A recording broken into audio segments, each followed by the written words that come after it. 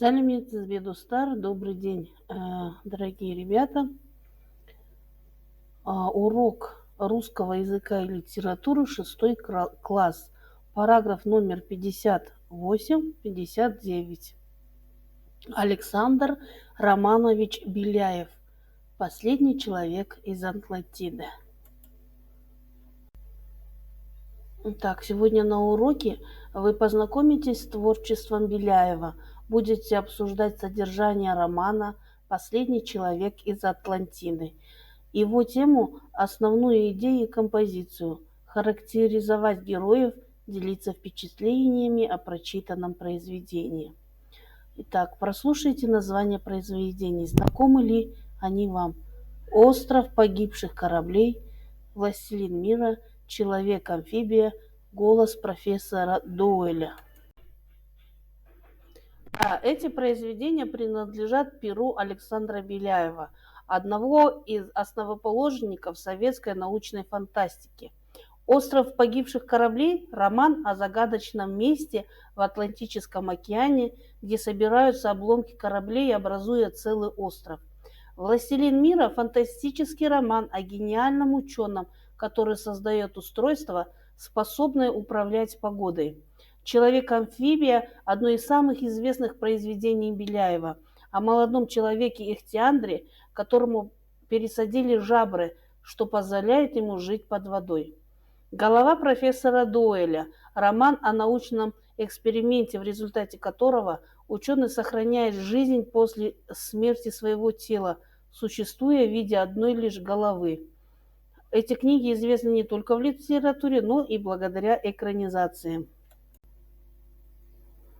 Александр Романович Беляев – один из основоположников российской научной фантастики.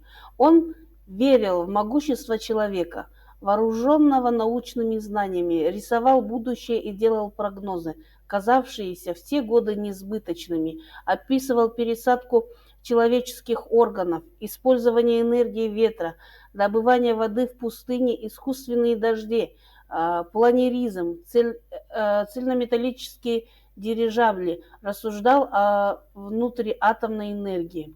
В 30-х годах XX века, когда многие не верили в покорение космического пространства, Беляев на страницах своих романов уже летал на Луну, совершал межпланетные путешествия, запускал в космос ракеты и научные станции. На сегодняшний день из 50 научных идей Беляева лишь 3 считаются неосуществимыми. Лучшие романы писателя-фантаста: «Остров погибших кораблей», «Последний человек из Атлантиды», «Человек-амфибия», «Властелин мира», «Голова профессора Доуэля», «Ариэль». Атлантида – великая цивилизация, затерянная в истории. Какой она могла быть? Как родилась, достигла своего расцвета? Почему погибла? Александр Беляев предлагает свою версию событий. Упражнение номер 1. Ознакомьтесь с сюжетом романа «Последний человек из Атлантиды». Почему писатель называет профессора Ларрисона энтузиастом? Энтузиаст – это человек, который увлечен своим делом и предан ему. Роман состоит из 2 частей. События первой части – как была открыта Атлантида, которой описана краткая история открытия Атлантиды, происходит в 20 веке. Вторая часть «Последний человек из Атлантиды» представляет собой рукопись одного из первооткрывателей Атлантиды, профессора Ларрисона, найденную после его смерти. В ней он описывает повседневную жизнь Атлантиды и ее гибель. Вот так пишет об этом Беляев. Эту историю написал неугомонный старик Ларрисон. Такой энтузиаст, как Ларрисон, не мог написать сухого ученого тракта. Он написал скорее роман, чем историю, но роман, в котором каждое положение основано на научных данных. К сожалению, Ларрисон неожиданно умер, и рукопись, о которой знали многие из его друзей, считалась потерянной. Лишь недавно она была найдена среди хлама на чердаке его уединенного дома. Итак, Давайте ответим на вопрос, почему писатель называет профессора Ларисона энтузиастом. Александр Беляев называет профессора Ларисона энтузиастом, потому что он был полностью погружен в свое исследование Атлантиды и предан своей научной деятельности. Ларисон не просто изучал древнюю цивилизацию, но и вдохновенно передавал свои знания, превращая научные факты в живой, увлекательный рассказ. Он не ограничивался сухими научными выкладками, а описывал Атлантиду как реальное живое место, наполняя свой труд эмоциональностью и художественными элементами. Его увлеченность была столь велика, что даже после смерти его рукопись оказалась ценной находкой, а сам он оставил след в науке и литературе. Беляев подчеркивает, что Ларисон был не просто исследователем, а человеком, страстно преданным своему делу, способным вдохновлять других. Упражнение номер 2. Прочитайте предисловие к рукописи профессора Ларисона. О чем вы узнали? Как вы понимаете смысл выделенного предложения? Я пишу для себя. На изучение Атлантиды я потратил долгие годы. Я слишком сжился с нею. Я бродил среди развалин Атлантиды на дне океана. Там передо мною проносились картины ее былого величия и ужасного конца. По многим документам, найденным на дне океана и на поверхности Земли в различных странах, я познакомился с судьбой ее обитателей и даже отдельных лиц. И у меня явилась непреодолимая потребность записать все это. Я не предполагаю печатать эту рукопись. Моя повесть об Атлантиде слишком научна для романа и слишком романтична для науки. Но я не могу не написать ее, потому что эти видения преследуют меня, как галлюцинации. Может быть, описав их, я буду с большим спокойствием продолжать свои научные работы. Профессор Ларисон. Итак, давайте ответим на вопросы упражнения 2. О чем вы узнали, как вы понимаете смысл выделенного предложения? В предисловии профессор Ларисон объясняет, почему он написал свою рукопись об Атлантиде. Он рассказывает, что посвятил этому исследованию многие годы, глубоко проникся историей затонувшей цивилизации и почувствовал себя частью ее прошлого.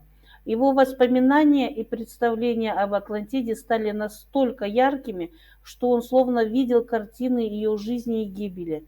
А найденные документы позволили ему узнать судьбу и не только народа Атлантида, но и отдельных ее жителей. Выделенное предложение «Моя повесть об Атлантиде слишком научна для романа и слишком романтична для науки» отражает сложную природу его работы. Ларисон понимает, что его труд не вписывается в традиционные жанры. С одной стороны, он основан на научных данных, но с другой написан не в строгом научном стиле, а с элементами художественного повествования. Это подчеркивает его энтузиазм. Он пишет не ради публикации, а потому, что его впечатления настолько сильны, что он не может их не зафиксировать.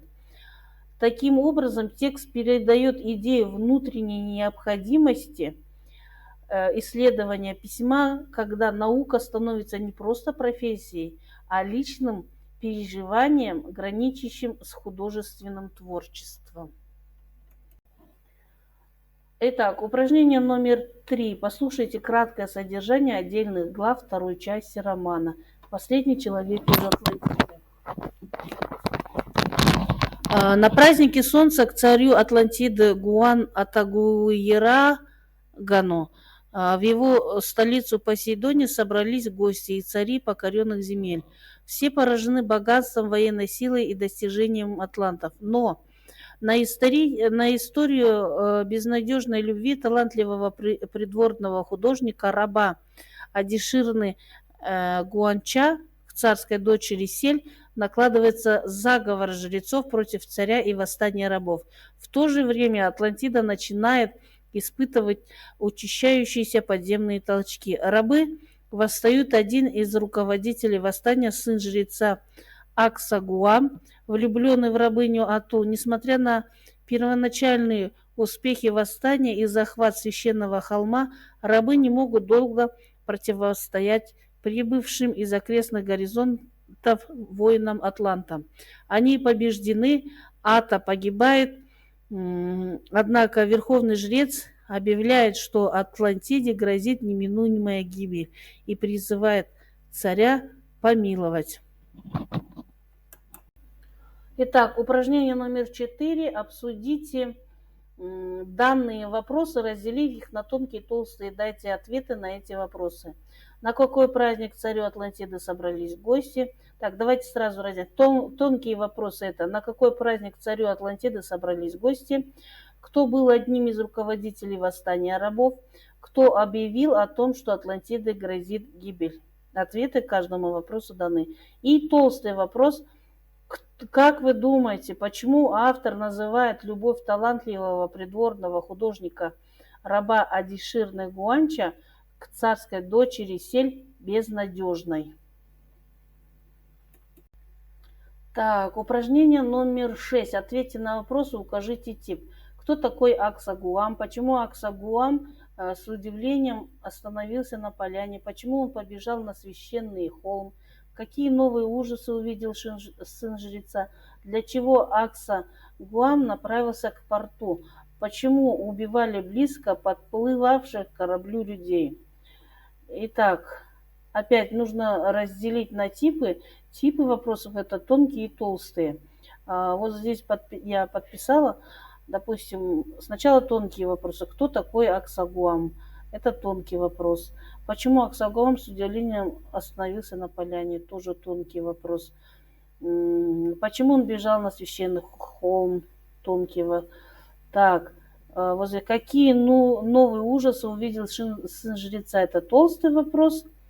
И почему убивали близко подплывающих к кораблю людей? Тоже толстый вопрос.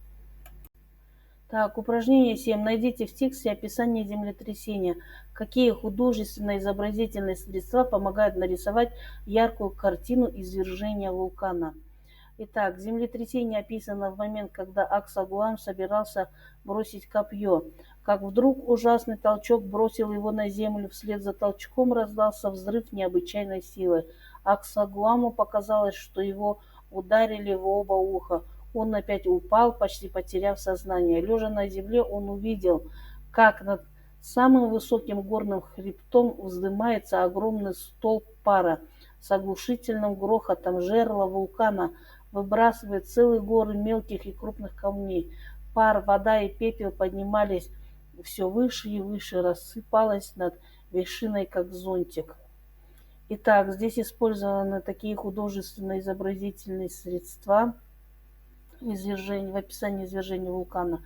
Во-первых, это эпитеты, яркие определения, усиливающие образность. Ужасный толчок, взрыв необычайной силы, оглушительный грохот, целые горы мелких и крупных камней. Сравнение создает зрительные образы. Пар, вода, пепел рассыпались над вершиной, как зонтик, показывает масштаб катастрофы. Гипербола, преувеличение для усиления эффекта. Целые горы мелких и крупных камней подчеркивает мощность извержения. И звуковые образы создают ощущение присутствия. С оглушительным грохотом раздался взрыв необычной силы, передают звук извержения. Выпишите из текста ключевые слова и словосочетания, раскрывающие тему и содержание данной главы.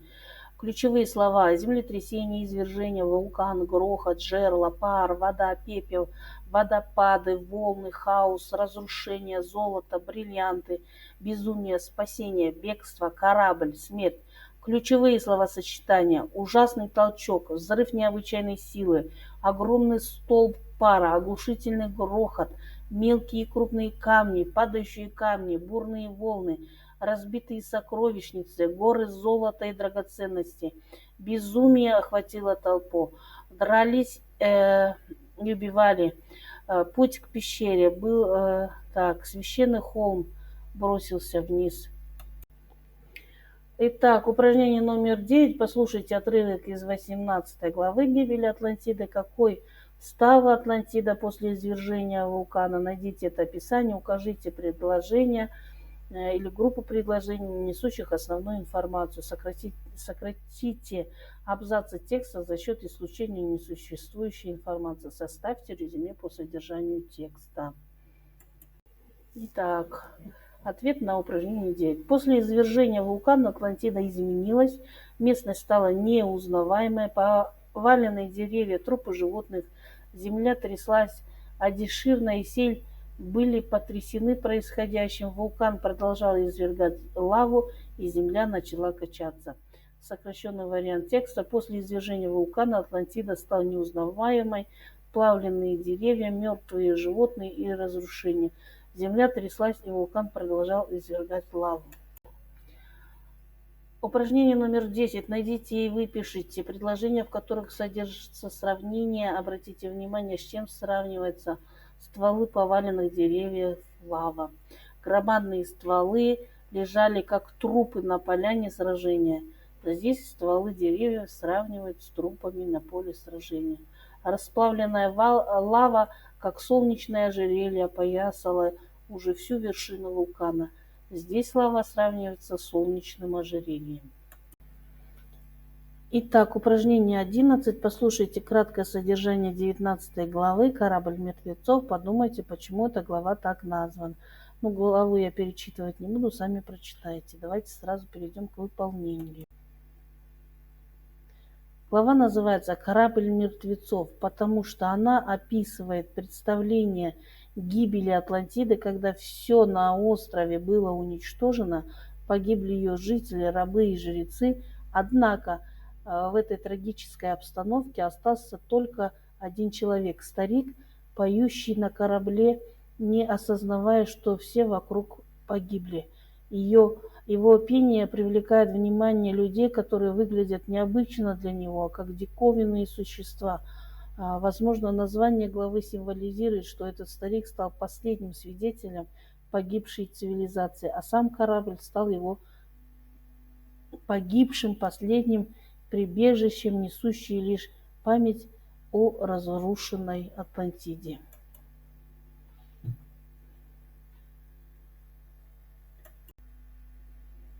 Итак, прочитайте по цепочке отрывок из последней главы романа. Подумайте, о какой болезни говорил Аксагуам. В этом отрывке описана болезнь, которую перенес Аксагуам во время своего путешествия после разрушения Атлантиды. Симптомы болезни, как описано в тексте, включают опухшие ноги, шатание зубов, кровоточащие десна и слабость. Эти симптомы могут указывать на серьезное нарушение обмена веществ, возможно, из-за длительного голодания и недостатка питательных веществ. Болезнь могла быть вызвана авитаминозом, особенно дефицитом витаминов, таких как витамин С, что может приводить к цинге. Цинга вызывает симптом, похожий на те, что были описаны: опухшие ноги, кровоточащие десна, шатание зубов и общая слабость. Этот недуг развивался из-за недостатка свежих фруктов и овощей, которые содержат витамины, особенно в условиях длительного путешествия с ограниченными запасами пищи. Итак, разбейте текст на смысловые части и озаглавьте каждую часть ключевым вопросом. Запишите полученный вопросный план, подготовьте подробный пересказ текста, опираясь на составленный план. Итак, вопросный план. Первое. Как началась болезнь Аксагуама? Каковы симптомы болезни Аксагуама? Как Аксагуам выживал в условиях болезни? Какова встреча Шицы и Аксагуама? Что происходило с Шицей во время странствий? Как Аксагуам учил местных жителей, что они узнали от него? Какие истории рассказывал Аксагуам своим новоприобретенным знакомым? Так, упражнение номер 14. Составьте линию эмоций героя произведения Аксагуама, показав изменение его чувств и эмоций на протяжении всей повести. Страх и отчаяние. После разрушения Атлантиды Аксагуам чувствует беспомощность и страх, не зная, как выжить. Тревога и боль. Болезнь вызывает у него физическую боль и тревогу. Он не уверен в своем будущем. Надежда и облегчение. Когда он попадает на берег, свежий воздух приносит облегчение и появляется надежда на спасение. Радость и удивление. Встреча с Шицей вызывает у него радость и удивление, несмотря на прошлые разногласия. Дружба и благодарность. Аксагуам чувствует благодарность за поддержку и дружбу с Шицей в трудной ситуации. Обязанность и сила. Обучая местных жителей, он ощущает ответственность и силу, помогая им выжить и развиваться. Сожаление и спокойствие. Рассказывая о золотом веке Атлантиды, он испытывает сожаление, но обретает внутреннее спокойствие, смирение и уверенность. В конце он принимает свою судьбу, уверенно выполняя свою миссию в новом мире. Так, упражнение 15. Это разделитесь на пары. Каждая пара выбирает одного из героев. Короче, нужно выбрать одного героя и составить синквейн. Мы здесь для примера Аксагуам. Сильный, решительный, смелый, выживает, учит, восстанавливает. Он стремится передать знания, жизнь в новом мире, последний атлант.